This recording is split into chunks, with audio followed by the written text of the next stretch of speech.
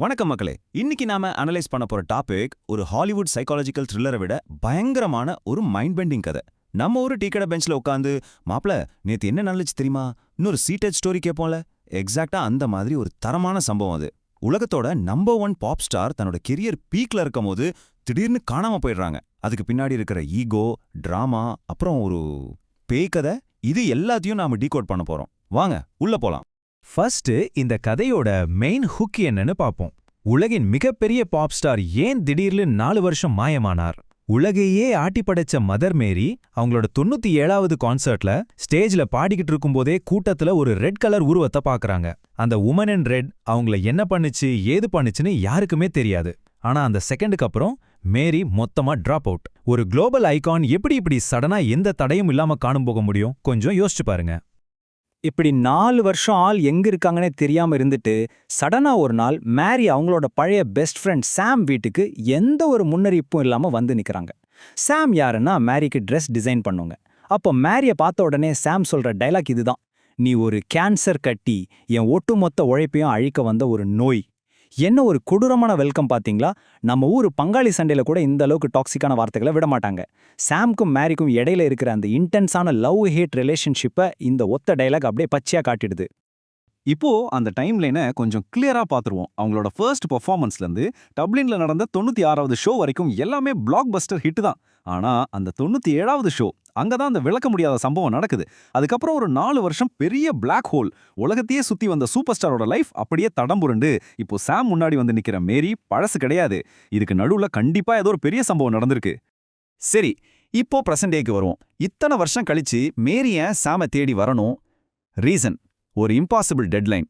வர்ற ஞாயிற்றுக்கிழமை மேரி ஒரு பெரிய கம்பேக் ஷோ பண்ண போறாங்க. ஆனா இன்னைக்கு வியாழக்கிழமை, ஜஸ்ட் 3 நாள் தான் கையில இருக்கு. அதுக்குள்ள ஒரு லெஜெண்டரி கம்பேக் ட்ரெஸ்ஸை சாம் ரெடி பண்ணியே ஆகணும். வேற எந்த டிசைனர்னாலையும் தன்னை முழுசா புரிஞ்சிக்க முடியாதுன்னு மேரிக்கு ரொம்ப நல்லாவே தெரியும். ஒரு பக்கம் டைம் இல்ல, ப்ரெஷர் எகிரிட்டு இருக்கு. ஆனா இன்னொரு பக்கம் சாமுக்கு மேரி மேல இருக்கிற அந்த கோவம் இன்னும் கொஞ்சம் கூட குறையல. இது ஆக்சுவலா ஒரு கிளாசிக் டியோவோட கதைன்னு சொல்லலாம். சாம் இன்னும் ஃபீல் பண்றாங்கன்னா, உன்னை இந்த உலகத்துக்கு காட்டினதே நான் தான், ஆனா எனக்கு எந்த கிரெடிட்டும் கொடுக்காம நீ என்ன கழட்டி விட்ட. இது ஒரு பயங்கரமான கோ டிபெண்டன்ட் ரிலேஷன்ஷிப். ஆனா மேரியோட சைட்ல இருந்து பார்க்கும்போது அவங்க சொல்றது, நீ என்ன மூச்சு முட்டுற அளவுக்கு கண்ட்ரோல் பண்ண ஆரம்பிச்சிட்ட, எனக்கு ஸ்பேஸ் தேவைப்பட்டுச்சு அப்படிங்கிறது தான். 2 பேர் சொல்றதுலயும் ஒரு நியாயம் இருக்கத்தான் செய்யுது. பேக் ஸ்டேஜ்ல உழைச்சவங்களோட வலியும் ஸ்பாட்லைட்ல இருக்கிறவங்களோட ப்ரெஷரும் மோதுற ஒரு எக்ஸ்ட்ரீம் ஈகோ கிளாஷ் இது. பாகம் 1, உமன் இன் ரெட், அதாவது அந்த சிவப்பு உடை பெண். இது ஒரு மனநல பாதிப்பா இல்ல நிஜமான பேயா? மேரி அந்த உருவத்தை எப்படி விவரிக்கிறாங்கன்னு கேளுங்களேன். அவ சிகப்பா இருந்தா, ஆனா கலர் மாதிரி இல்ல, ஒரு ஃபீலிங் மாதிரி. 1000 மைல்களுக்கு அப்பாலிருந்து நிலத்தையும் கடலையும் தாண்டி கால்ல ரத்தம் வழிய வழிய மேரிய தேடி வந்த ஒரு ஆவி அது. அந்த ஆவி துயரத்தையே ஒரு ஜடையா பின்னி வச்சிருந்துதான். இதை கேட்கும்போதே நமக்கு ஒரு மாதிரி கூஸ்மம்ஸ் வருது இல்ல? அவ்வளோ தூரம் டிராவல் பண்ணி வந்து ஒருத்தரை இன்ஃபெக்ட் பண்ணுதுன்னா அது எப்பேற்பட்ட ஒரு பயங்கரமான எக்ஸ்பீரியன்ஸா இருந்திருக்கும். இந்த எக்ஸ்பீரியன்ஸை வச்சு தான் மேரி தன்னோட புது பாட்டுக்கு ஸ்பூக்கி ஆக்ஷன் அப்படின்னு பேர் வச்சிருக்காங்க. ஸ்பூக்கி ஆக்ஷன்னா என்ன? சிம்பிளா சொல்லணும்னா, நம்மளால விளக்க முடியாத சில கனெக்ஷன்ஸ்.